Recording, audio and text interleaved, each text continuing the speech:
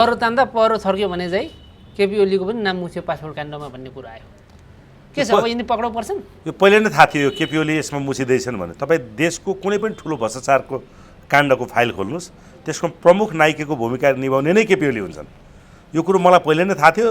यो नाम आओस्, पक्कै पोल्छन्, किनभने जो फस्दैछन् कर्मचारीहरू, सचिवहरू, उपसचिवहरू वा महानिर्देशकहरू, म मात्रै जाने होइन, म कसैलाई पनि बाँकी राख्दिनँ भन्ने सोचेरै यिनको नाम पोल्या हो नि त। अब अख्तियार प्रमुखले के गर्छन् भन्ने कुरा आयो, किनकि विशेषमा अख्तियारले जुन काण्डमा यिनको नाम मुछेको छ, यिनको नाम पोलेका छन्, त्यो सचिवले तपाईँको रद्द गराउनलाई अर्कोलाई दिनको लागि प्रधानमन्त्री कार्यालयमै बोलाएर दबाब दिएका, यसरी पोल खोलेको छ। त 100% उनी तानिनुपर्छ। अब हेरौँ अब सत्ता र शक्तिले के गर्छ भन्ने कुरा हो। हैन भने प्रहरी पनि हाई अलर्टमा छ भन्छ, यिनी कुनै पनि बेला पक्राउ पर्न सक्ने अवस्था हो। कुनै पनि बेला पक्राउ पर्न सक्छन् केपी ओली। फेरि त्यो त नयाँ सरकार आएसँगै कुनै पनि बेला पक्राउ पर्न सक्छन् भनेर यिनीहरू कम्तीमा राति सुत्दैनन्। हेर्नुहोस्, ध्यान दिनुहोस् है। र यिनीहरूले गल्ती यति गरेका छन् नि, तपाईँ नेपालमा भएको कुनै पनि ठुला अपराधको फाइल खोल्नुहोस्, केपी ओलीको नाम शीर्ष स्थानमा आउँछ क्या, यो कन्फर्म हो। त्यसकारण यिनीहरूको निन्द हराम भएको छ। यिनीहरू राति सुत्न सक्दैनन्। सुत्नको लागि यिनीहरू स्लिपिङ ट्याब्लेट नभए तपाईँको टन्न शेरबहादेवको घरमा भए जस्तो त्यो लाखौँ करोडको दारू खाएर सुत्छन्। बुझ्नुभयो नि। अब राधिका आमाले पनि भनेकी छिन् त, पुलिस आएर गेट तोडिसक्यो, केपी ओलीलाई थाहै थिएन अरे। अघिल्लो पटक पक्राउ पर्दाखेरि प्रहरीहरू आएर गेट तोडिसक्यो समात्नलाई, उहाँलाई त थाहै थिएन। उहाँको निन्द्रा आरामले निदाइराख्नु भएको थियो। उहाँ निदाउनु भएको थिएन, निदाउने औषधि खानु भएको थियो, अनि थाहा नभएको होला। किनकि पक्राउ पर्ने कुरा चाहिँ यिनीहरूलाई पहिले नै थाहा थियो। जस्तै विष्णु पौडेल पक्राउ परे, यिनलाई मलाई पक्रिँदैछ भन्ने कुरो थाहा थियो। थाहा हुँदाहुँदै यिनी आफ्नो घरमा नबसेका र कार्यक्रम अर्गनाइज गरेर कार्यक्रम गर्न गएका थिए होइन। तर प्रहरीले, हिजोको प्रहरी रहेन, किनकि एउटाले निर्देशन दिने, अर्कोले रोक्ने गर्थ्यो नि त। अनि प्रहरीको काम गर्नै पाउँथेन हिजोको दिनमा।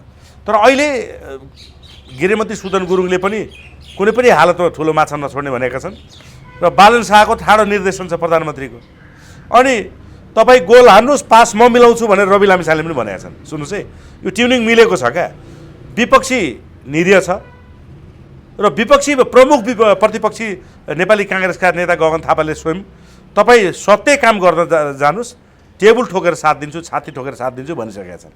अब योभन्दा सहज अवस्थामा पनि केपी ओली जस्तो अपराधीलाई पक्राउ गरिएन भने त सरकार असफल बाटोतिर जान्छ कन्फर्म हो।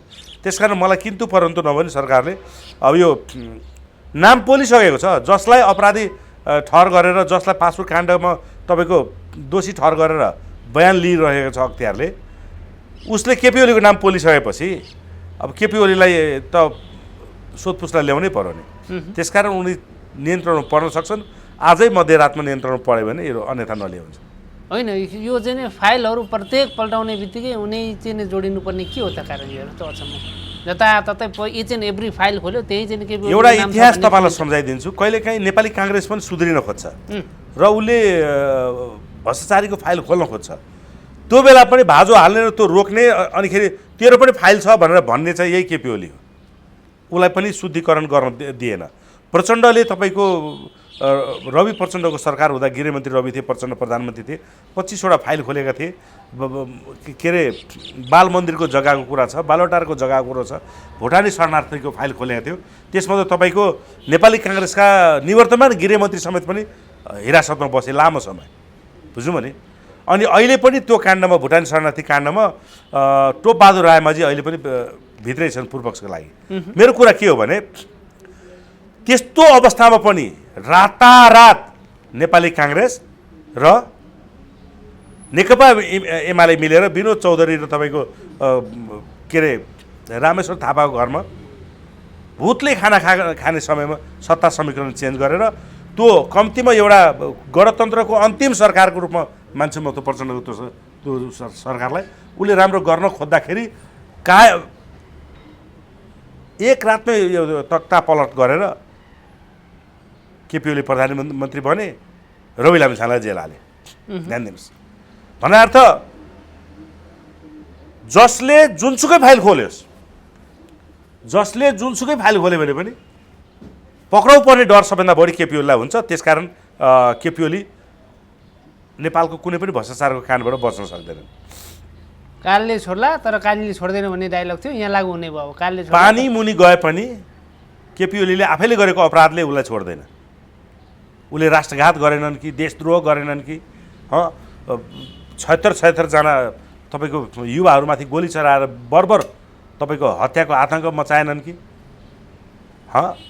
महाकाली सन्धि गरेनन् कि एमसिसी पास गराएनन् कि बिआरआई पास गराएनन् कि केपी ओलीले के काण्ड गराएन भन्नु न आफै।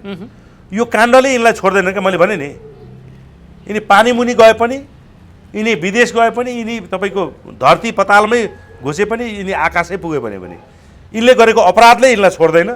जसरी अहिले शेरबहादुर देउवाला पनि उसले गरेको अपराधले हङकङमै छोडेन नि। हङकङमा तपाईँको सपिङ कम्प्लेक्स यसो हिँड्दै गरेको, अब यिनीहरूले नै बेचेका नेपालीले देखेछन् यिनीहरूलाई। ल देशद्रोही अपराधी प्रधानमन्त्री ल हेर्नुहोस् यहाँ उसको परिवार भनेर भिडियो खिचेर आफ्नो वालमा पोस्ट गरे, नेपालमा भाइरल भयो। त उनीहरू त्यो देशमा पनि सुरक्षित छैन, नेपालले हामीलाई पिटेरै मार्लान् भन्ने डरले लुरुक्क परेर बिचरा मास्क लगाएर तपाईँको हिँड्नु परेको अवस्था छ भने केपी ओलीको अवस्था त्योभन्दा दयनीय हुन्छ। केपी ओलीको अवस्था हजुर, लहरो तान्दा पहरो थर्क्यो हजुर मजाले भनेपछि यो हो पहरोमा को छन् त ल भन्नुहोस्। अब केपी ओली नाम आइसक्यो। अब 18 जनालाई तपाईँको पोलिएको छ। आर्जु देउवा मुछिने भइ नै हालिन्, तत्कालीन परराष्ट्र मन्त्री उहाँ नै हो। तर उनको बयान सुनेर प्रहरीसम्म चकित पर्यो अरे भन्ने कुरा आछ यहाँ हेर्नुहोस् त। कसको? अहिले चाहिँ नि पक्राउ परेका व्यक्तिले जसरी केपी ओलीलाई मुछ्यो, केपी ओलीको नाम ओकोल्यो, उनको बयान सुनेर प्रहरीसम्म चकित परेको भन्ने कुराहरू आएको छ समाचारमा। होइन, प्रहरी चकित परेको त्यहाँ त्यो स्वाभाविक रूपले देखाए। तर नेपालका हरेक अपराधीको बारेमा नेपाल प्रहरीलाई राम्रोसँग थाहा छ। यदि बालेन सरकारलाई प्रहरीले इमान्दारीपूर्वक सघायो भने नेपालका हरेक भ्रष्टाचारीहरू जेलमा हुनेछन् र नेपाली जनताले त्योभन्दा ठुलो खुसियाली केहीमा मनाउने छैनन्। तर नेपाल प्रहरी इमान्दार बनिदिनु पर्यो। जसरी तपाईँहरू इमान्दार बन्नुहोस् भनेर गृहमन्त्री र प्रधानमन्त्रीले निर्देशन दिएको छन्, उनीहरूलाई स्वतन्त्रता दिएका छन्। त्यस आधारमा प्रहरीले सत्य तथ्य अनुसन्धान गरेर तपाईँको फाइल बुझाएको खण्डमा अदालतबाट पनि यिनीहरू कोही पनि बाँच्नेवाला छैनन्। अन्ततको त सबै जेलमै जाने भने सर्छन् जेलमै। यिनीहरू जेलमै सर्दैछन्। 90 दिन त तपाईँको यो विष्णु पौडेललाई 90 दिनसम्म त हिरासतमै राख्ने आधारहरू प्रशस्त भेटिसकेछ। होइन, प्रतिशोध भन्दै थियो यिनलाई त 7 दिन त अदालतले हिजो चाहिँ म्याथ थपिदियो हेर्नुहोस् त विशेष अदालत। एउटा इमान्दार देशभक्त राष्ट्रवादी सरकारले भ्रष्टाचारीलाई थुने भने भ्रष्टाचारीको सबभन्दा तपाईँको नाइके पार्टी नेकपा एमाले र उसका नेताले त भ्रष्टाचारी गर्नेलाई समातेको कारणले भ्रष्टाचारीहरूले त्यसलाई प्रतिशोध भनिहाल्छ नि। बुझ्नु होइन? होइन, हामी प्रतिकार गर्छौँ, सडकमा आउँछौँ भनेर पनि उनीहरू तयारी गर्दैछ। कसले साथ दिने यिनलाई?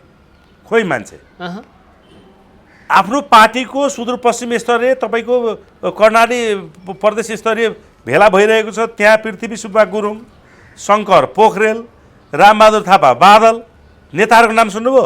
स्वयं विष्णु पौडेल। सिङ्गो एमालेको कार्यक्रम चलिराख्दाखेरि घोक्रो ठेक लाग्दै प्रहरीले समातेर ल्याउँदा एकजनाले विरोध गर्न सकेनन्। त्यहाँ स्पोर्टमा, अन द स्पोर्टमा।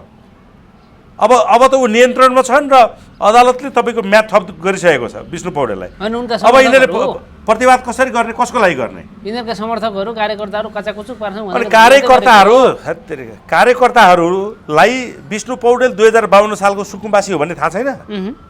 2052 सालको सुकुम्बासीको नाममा यो अरबौँको सम्पत्ति कहाँबाट आयो? 35 बिघा जमिन बुटवलको भैरवाको 35 बिघा जमिन अर्काको नाममा दिएको प्रमाण फेला परिसक्यो विशेषले। सेयर कति हो कति? सुन्नुहोस्, 30 करोडभन्दा माथिको सेयर एउटै कम्पनीमा उनको बाहिर आइसक्यो। यो त खुल्दैछ। यस्ता त दर्जनौँ फाइल खोल्नु बाँकी छ। यिनलाई नि विष्णु शर्मा अग्रवाल, विष्णु शर्मा तस्कर मारवाडी भने फरक नपर्ने गरी यिनको सम्पत्ति अकुल सम्पत्ति आएको रहेछ। यी व्यक्ति त्यही हुन् जसले 2052 सालमा सुकुम्बासीको नाममा जग्गा लिएका छन्। अब के होला यसको अभिगत? माइन्ड सेट गरिसकेका छन् यिनीहरूले कि मैले विदेश भाग्नु पर्यो, कि म यहीँ बसेर जेलमा सड्नु पर्यो?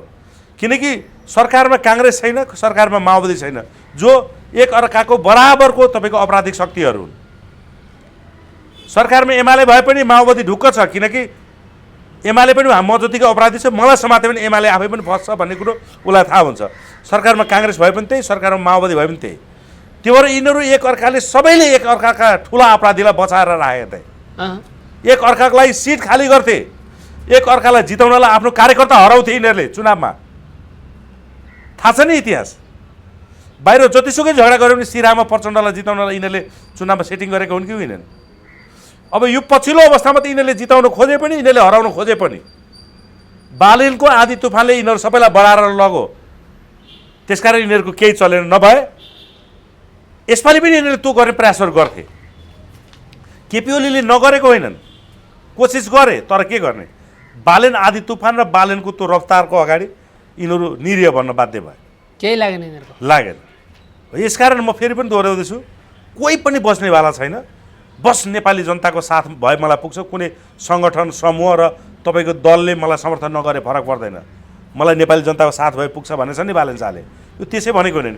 यिनले देश समृद्धशाली बनाउन, शक्तिशाली बनाउन, देशको राष्ट्रियता फर्काउन र स्वाभिमान फर्काउनको लागि मलाई सिर्फ जनताको साथ चाहियो, अरू कसैले साथ नदियो भने हुन्छ भनेर आफ्नै सभापतिको अगाडि पनि भने।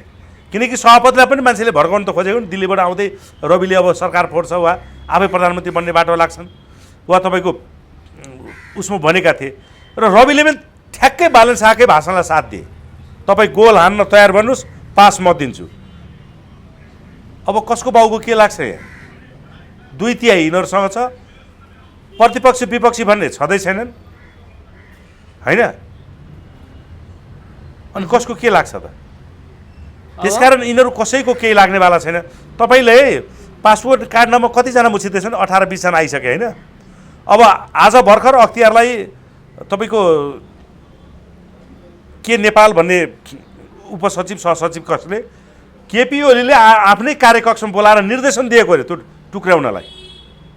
फ्रान्सेली कम्पनीबाट जर्मनी कम्पनीलाई यो पासपोर्ट ठेक्का प्रक्रिया दिनलाई निर्देशन दिएको अरे। त्यसरी बयान दिएको छ। अब फसेन, कहाँ जालस मछली मेरै ढरिया। दीपक भट्ट समात्दाखेरि विष्णु पौडेल मुछे। अब दीपक भट्टकै काण्डमा केपी ओलीको त्यो मुख जोडेको अनुहारले केपी ओली कुन बेला तानिने हुन् त्यो ठेगान छैन। किनकि आज विष्णु पौडेल आएका छन् भने सँगै भएका प्रचण्ड, जनार्दन शर्मा, केपी ओली आउँदैनन् भन्न सकिँदैन। मेरै डरिया, कहाँ जालस मछली मेरै डरिया। त सुशासनको पासोमा अपराधीहरू यसरी फस्दैछन् नि, त्यो कल्पना नगर्नुहोस्। यो त सुशासनको सरकार भयो नि, जसले सुशासनको प्रत्याभूति दिलाउँछु भनेर भनेका छन् 1 वर्षभित्र। विकासको साथसाथै सबैभन्दा प्रमुख प्राथमिकता भनेको मेरो सरकारको मेरो सुशासन हो, नीति निर्माण हो, भ्रष्टाचारीलाई कारबाही हो। त्यो बाटोमा जानलाई यिनीहरूले यति सहज बाटो बनाइदिएका छन् कि कुनै पनि फाइलका तपाईँ भने नि मैले करोडदेखि माथिको खरबसम्मको भ्रष्टाचारको फाइल खोल्नुहोस्, केपी ओली त फस्यो। ऊ नजोडिएको कुनै काण्डै छैन नेपालमा। त्यसैले यी डाकाहरूको समूहहरू हुन्, तपाईँको काङ्ग्रेस, एमाले, माओवादी लगायतको मधेसवादी दल जति पनि छन् भन्नेहरू मैले भन्ने गरेछु। यी सबै डाकाहरूका समूहहरू हुन्। यी सबै समूहका नायकै पार्टी भनेको नेकपा एमाले र त्यसको सरदार केपी ओली हुन्। अब तपाईँ जसलाई कारबाही गर्नुहोस्, घोग्रो ठ्याक लाग्ने अन्तिम पात्र भनेको केपी ओली नै हुन्छन्। तपाईँ जुनसुकै काण्डमा हात हाल्नुहोस्, केपी ओली त तानिए। त्यसकारण केपी ओली माइन्ड सेट गरेका छन्, उनको अनुहारमा चमक छैन, उनी कुनै पनि बेला जेल जान सक्छन् भन्ने कुरा छ। त्यसैले उनी आफ्नै पत्नीद्वारा कहिलेकाहीँ अनलाइन खबरमा एकदम भावुक कुरा बोल्न लाउँछन्, कहिले आफै सन्केर बौला जस्तो बरबडाउँछन्, कहिले मौन रहन्छन्। यिनीहरूको त्यो चाहिँ भ्रष्टाचार गरेको सम्पत्ति मात्र ओगल्यो भने त 5 वर्षमा देश त कायापलट हुन्छ भन्छ नि। यति सम्पत्ति यिनीहरूले। तपाईँ आफै भन्नुहोस् न, विष्णु पौडेल दोस्रो दर्जाका नेता, अर्थमन्त्री मात्रै भएका। विष्णु पौडेलसँग जुन प्रारम्भिक चरणमा जुन सम्पत्तिहरू देखिएको छ, 10 करोडको घर रहेछ उनको होइन। अब अहिले 30 करोडभन्दा माथिको तपाईँको सेयर बाहिर आएको छ, 35 बिघाको जमिनको कुरा आएछ। नोट गर्ने मेसिन पनि थियो अरे घरमा भन्ने कुरोहरू सुन्यो नि त के हो 5 चोटि 6 चोटि अर्थमन्त्री भएका मान्छे होइन अब उनी 8 चोटि मन्त्री भएका मान्छे अब उनीसँग यति धेरै प्रोपर्टी छ केपी ओलीसँग कति होला विष्णु पौडेल दर्जाकै नेकपा एमालेमा दर्जनौं नेताहरू छन् उनीहरूसँग कति होला होइन यिनको घरमा नोट गर्ने मेसिन पनि भेटियो भन्ने कुरोहरू सुन्यो कसैले भन्दै थियो त्यहाँ नोट गर्ने मेसिन पनि भेटियो भनेपछि पैसा गर्न मेसिन चाहियो मान्छेले गर्न सकेनन् विष्णु पौडेलको घरमा नोट गर्ने मेसिन बैंक त होइन त्यो त कालो धन छिटो छिटो गनेर लुकाउनलाई गरेको पक्राउ पर्ने डरले त्यसमै उनको त्यहाँको टिभी र त्यो भैँसीपाटीको उनको घरको वरपर CCTVबाट उनको घरबाट गाडी निक्लेको गाडी पसेको त्यो यो पछिल्लो 1 महिनाभित्रको तपाईँको सर्च गर्ने हो भने यिनको अर्को काण्ड फेरि बाहिर निक्लिन्छ मलाई जहाँसम्म लाग्छ अब जेलमै यिनको जिन्दगी सड्ने भयो विष्णु पौडेलको यिनीलाई समात्दाखेरि सरकारले सम्पूर्ण तयारी पुरा गरेर मात्रै समातेको छ प्रहरीले पनि सम्पूर्ण तयारी पुरा गरेर मात्रै समातेको छ अब भ्रष्टहरूको दिन गए दलालहरूको दिन त त्यही दिन गएको थियो जुन दिन जेएनजी आन्दोलन सफल भएको थियो यिनीहरूले बिचमा आफ्नो षड्यन्त्र र सरकार बाहिर भए पनि सत्ता उनीहरूकै हातमा थियो जस्तै अदालत उनको हातमा थियो अख्तियार प्रमुख उनको हातमा प्रहरी प्रमुखहरू उनीहरूले नै नियुक्ति गरेका थिए सुशीला कार्की त निरीह न थिइन् होइन उनीहरूको चलिरहेको थियो उनीहरूले आफ्नै किसिमको हालीमुहाली गर्न खोजि नै रहेको थिए जब बालन सरकार बन्यो प्रधानमन्त्रीको रूपमा बालन शाह आउनुभयो यिनीहरूको त्यही दिन लाहाछाप लागेको थियो कि तिमीहरू अब जेलमै सड्दैछौ भनेर त्यसैले त 24 घण्टा नबित्दै तपाईँको इतिहासमै पहिलोपटक निवर्तमान गृहमन्त्री र प्रधानमन्त्रीलाई समाते बालन सरकार त्यतिखेर पक्र्दाखेरि अपरिपक्वता थियो होला हतारमा गऱ्यो होला किन नेपाली जनताले कोही सबै भ्रष्टाचारलाई जेल हाल भनेर आदेश दिइरहेका थिए र बालन सरकार जनताको आदेश पालना गर्ने सरकार हो उसले सिर्फ जनताको आदेश पालना गर्छ आफ्नै महाधिवेशनमा पार्टीभन्दा माथि उठेर मलाई जनताको साथ छ अरू कसैको साथ नभए पुग्छ भनेको मान्छे रवि लामिछाने आज चाहिँ निर्विरोध रूपमा सभापति फेरि चयन हुनु भएको छ होइन त मान्छेले प्रस्ताव गरे त्यो त बालनजीले नै प्रस्ताव राख्नुभयो धेरैले आकलन गरेका थिए कि बालनले सभापतिमा दावेदारी दिन्छ र रविलाई यसो गर्छ उसो गर्छ तर कति खुल्ला हृदयले प्रस्ताव नै बालन शाहले गरे अर्थात् यिनीहरू दुईजनाको अहिले देश बनाउने हुटुटी छ नि विशेष गरी बालनको कारणले रविमा जुन सुधार आएको छ नि यो तपाईँको मिराकल भएको छ क्या यो देशमा होइन रविले चाहिँ बालनलाई सुधार्यो भने कि बालनले रविलाई सुधारे बालनले रविलाई सुधार बालनले सिङ्गो देशलाई सुधारिरहेछ सबै नेताहरू सुधारिरहेछन् किन रविमाथि त कुनै न कुनै मुद्दाहरू थियो नि नागरिकता मुद्दा पासपोर्ट मुद्दा मैले उसलाई नराम्रो भनेको होइन है पछिल्लो अवस्थामा उसले बालनलाई प्रधानमन्त्रीको रूपमा अफर गर्नु त्यो सबैभन्दा ठुलो त्याग हो तर क्यारेक्टरको कुरा गरेँ म अनावश्यक मुद्दै हालेर जेल हालेको त बालनलाई पनि त हाल्थ्यो नि त सबैभन्दा बढी केपी ओलीलाई खतरा त बालनबाट थियो नि त होइन तर उनको क्लिन स्वभाव भ्रष्टाचार नगरेको गर्न नदिएको कारण चाहेर पनि केपी ओलीले बालनलाई जेल हाल्न सकेन नि होइन कुनै बेला त हाल्ने भनेर सिंहदरबारमा तयारी गरेको पनि भन्ने कुराहरू थियो त हेर्नुहोस् तयारी गर्नलाई के गर्ने ऊ महानगरको मेयर थियो सिङ्गो देशको हिरो थियो त्यतिखेर समातेको त्यो अलिकति दिन पनि ठिक थिएन यिनीहरू तर रविलाई त यिनीहरूले जेल हाल्यो नि त आखिर एउटा काण्ड लगाएर कहीँ न कहीँ त चुकेका थिए अनि नै यिनीहरूले काण्ड लगाए नागरिकता दोहोऱ्याएर बनाउनु पर्यो पासपोर्टको कुराहरू अझै छँदैछन् बिस्तारै क्लियर हुँदैछन् यो स्वागतको कुरा छ तर म तपाईँलाई प्रश्न भन्दैछु यो देशमा जति पनि हिजोका नेताहरू सुध्रिँदैछन् भने नि र एकले अर्कोलाई आरोप लगाएर तपाईँको हुन्छ नि त दोषी भन्दैछन् नि त्यो कारण नै बालन शाह हुन्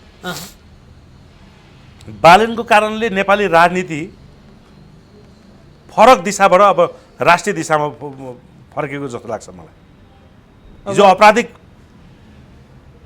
राजनीतिको अपराधीकरण गरिन्थ्यो भने अहिले राजनीति अपराधीकरण समाप्त गर्ने गरिरहेछन् बालन शाहले होइन आरोपहरू लाग्छ विभिन्न खरानी ग्याङको टोली भन्छन् पहिले लोसीभर बनिया छन् हेर्नुहोस् सरकारमा तिनीहरू थिए अनि खरानी ग्याङ अर्को कसरी हुन्छ पुलिस प्रशासन तिमीहरूको थियो खरानी ग्याङ पनि तिमीहरू हो हत्यारा पनि तिमीहरू हो त्यसैले त चुनाव आयो जनताले तिमीहरूले आरोप लागे खरानी ग्याङलाई 2/3 बहुमत दिए तिमीलाई त पत्तासाफ गरे त त्यसकारण मुखले आरोप त्यो मान्छेले लगाएको सोच जो क्लिन छ माई ह्यान्ड्स आर क्लिन भनेर हुनु पर्यो।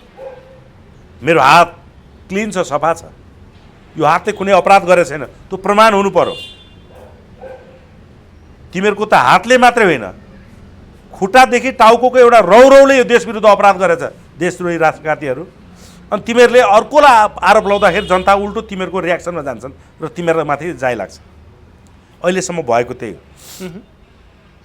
एउटा चाहिँ नि मामुली एउटा महानगरको मेयरले सत्ता उलटपुलट गरेर 2 वर्षमा चाहिँ नि प्रधानमन्त्री हुनु भनेपछि त एउटा चाहिँ मिराकल चमत्कारै हो नि त। यिनीहरूले बनाएको शक्ति छ।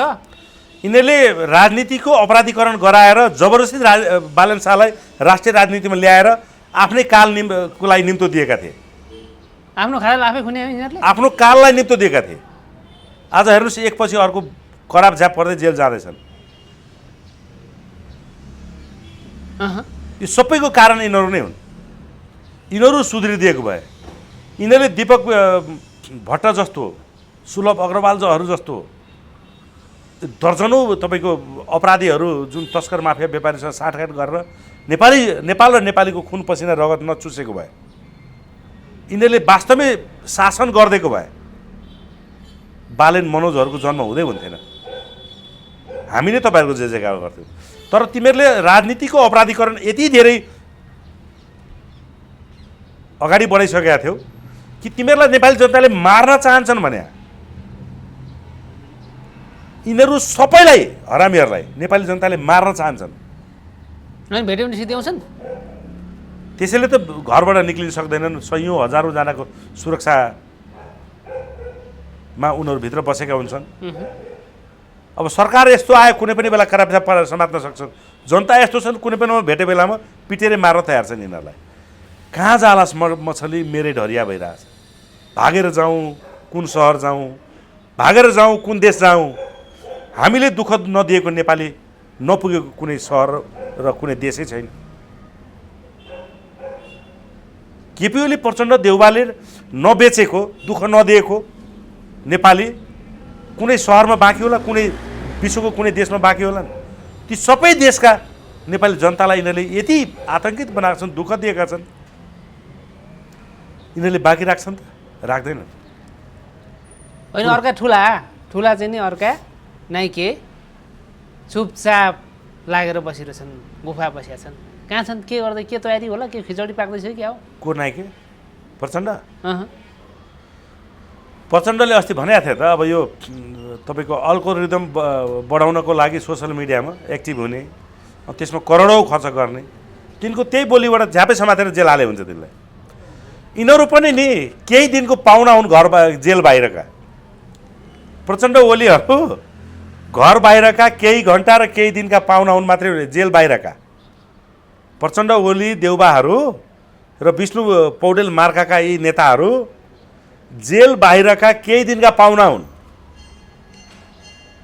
कुनै पनि बेला मध्यरातमा वा कार्यक्रम सञ्चालन भइराख्दाखेरि वा खाना खाँदै गर्दाखेरि प्रहरीले करापझ्या पारेर हतगडी लाएर जेल अब लिएर आउँछ। किनभने अब चाहिँ सत्ता पनि यिनीहरूको रहेन क्या। सरकार त उहिले बालनले बनाइसकेका थिए, सत्ता उनीहरूकै थिए।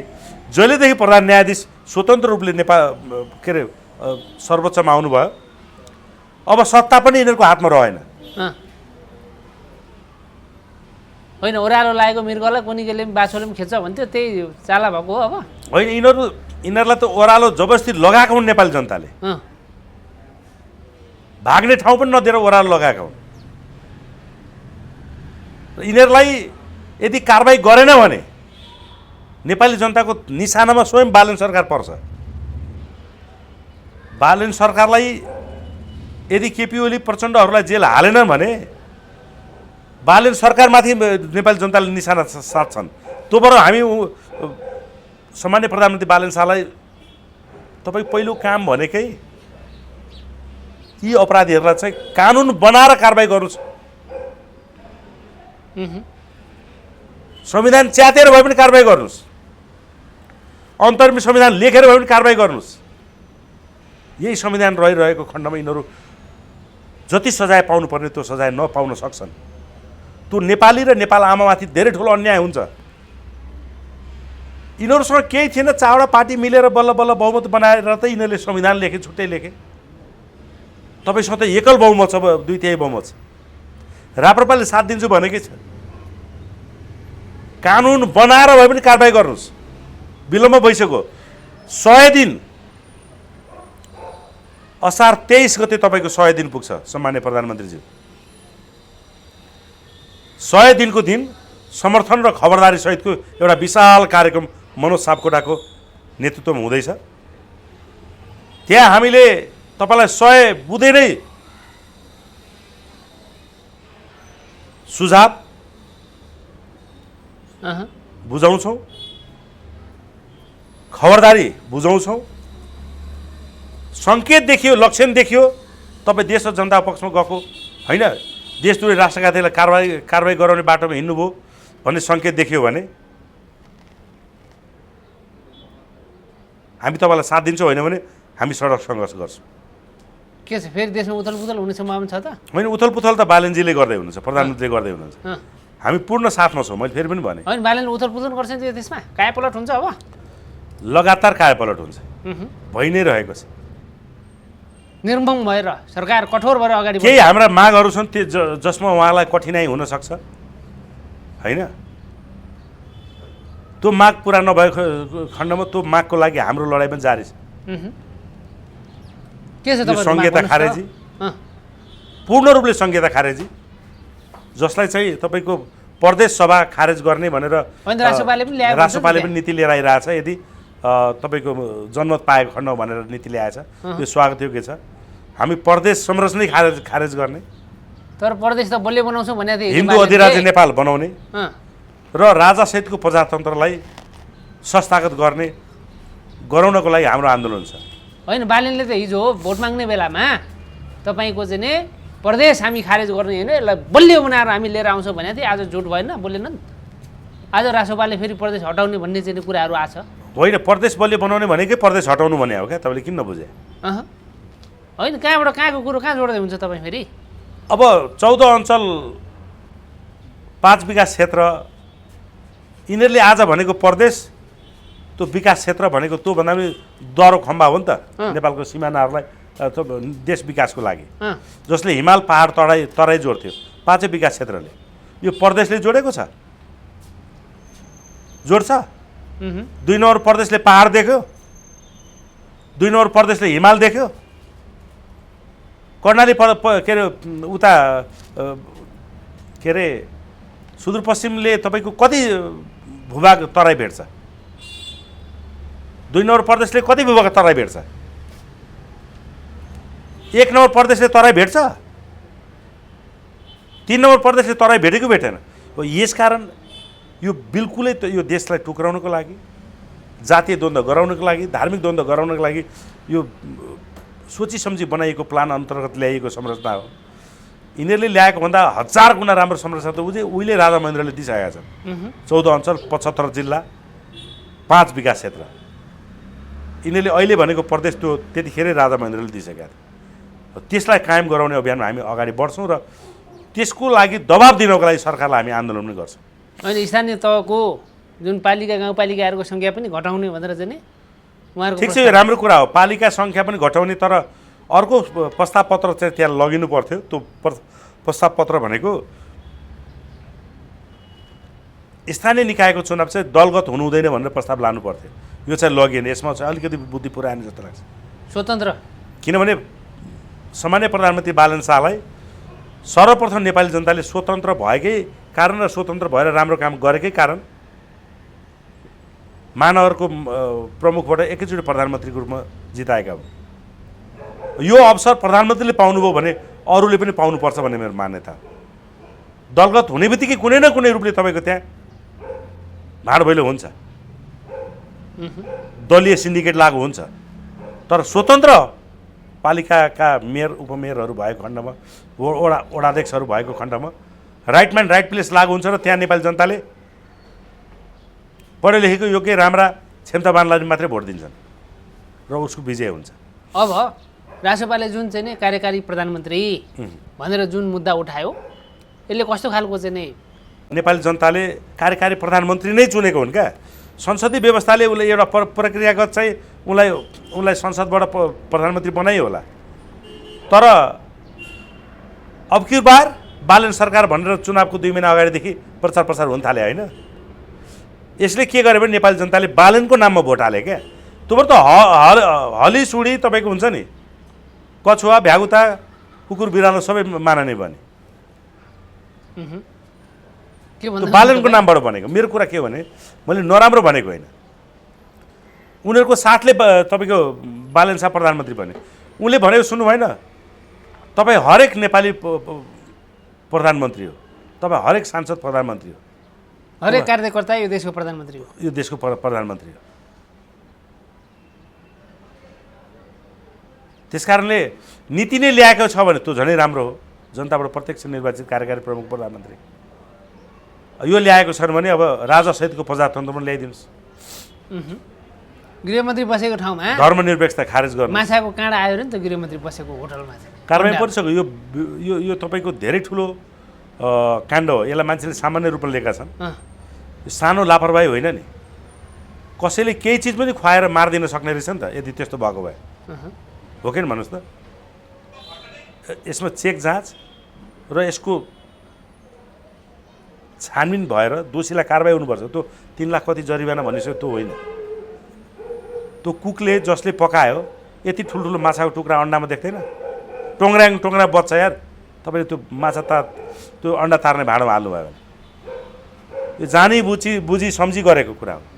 होइन त्यो ठुलो षड्यन्त्र हुनसक्छ क्या, हुनसक्छ यो, किनभने तपाईँको ज्यानकै खतरामा को लागि पनि त्यो गरेको हुनसक्छ गृहमन्त्रीमाथि। अनि किनभने उहाँ एक्सन स्टार हो। अहिले देशका धेरै ठुला भ्रष्टाचारीहरूलाई थुन्ने अन्तिम तयारीमा छन्। उनको फाइल रेडी छ।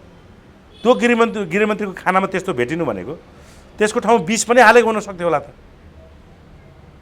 यसमा संवेदनशील बन्नुपर्छ माननीय गृहमन्त्री सुदन गुरुङजी र सामान्य प्रधानमन्त्री बालन शाह पनि धेरै संवेदनशील हुनुपर्छ र नेपाली जनताले उहाँहरूको सुरक्षा गर्नुपर्छ अहिले। किनकि जनताको इच्छा अनुसार उनीहरूले यो देशका हरेक भ्रष्ट धमिराहरूलाई कारबाही गर्दैछ।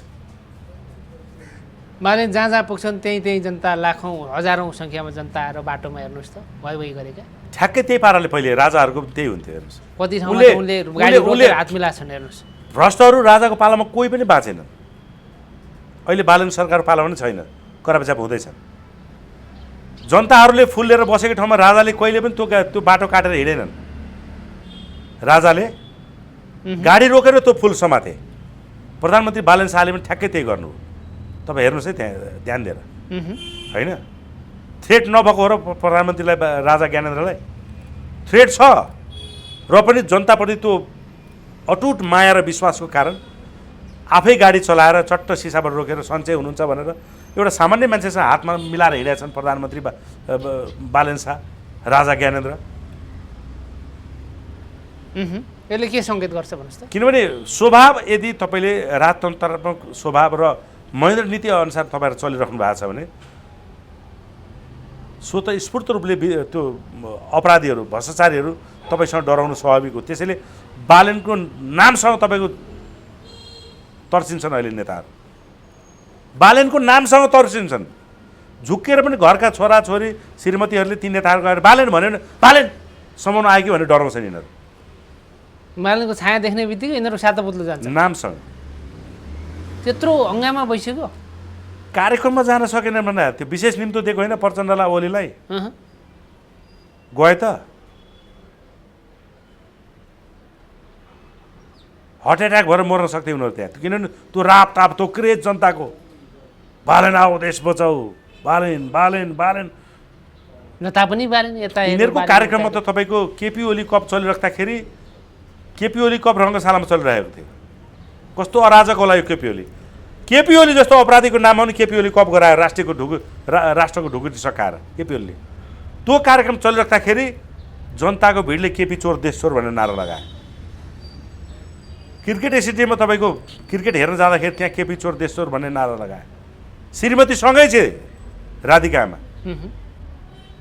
अमेरिका जाँदा केपी ओलीलाई जुत्ताको माला लगाउनलाई नेपाली जनताले त्यहाँ पनि केपी चोर देश चोर भन्ने नारा लगाएर जुत्ताको माला बोकेर हिँडे। यो जाने भनेको कार्यक्रमै स्थगित गर्नु पर्यो। म तँलाई सुरक्षा दिन सक्दिनँ, तेरो नेपाली जनताले तँलाई मार्छन् भनेर अमेरिकन सुरक्षा निकाले कार्यक्रमै स्थगित गरायो।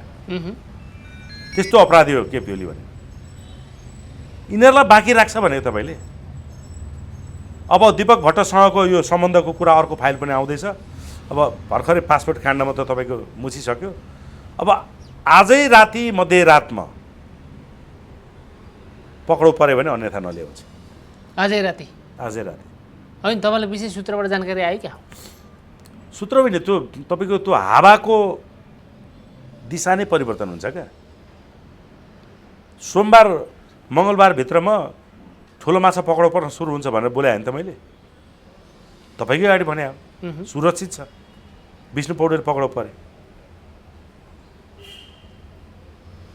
पासपोर्ट काण्डमा तपाईँको त्यतिको बयान लिएको छ, 20 जनालाई मुद्दा चलाएको छ, 18-20 जनालाई।